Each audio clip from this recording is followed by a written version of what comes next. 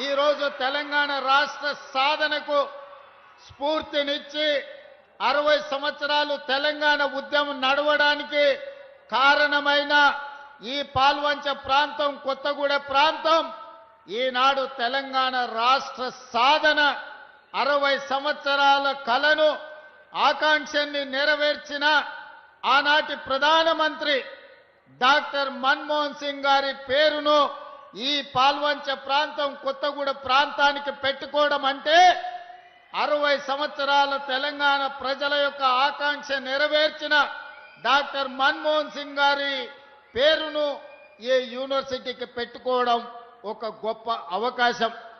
మొట్టమొదట 69లో తెలంగాణ ఉద్యమానికి పునాది రాయబడ్డది ఇక్కడనే.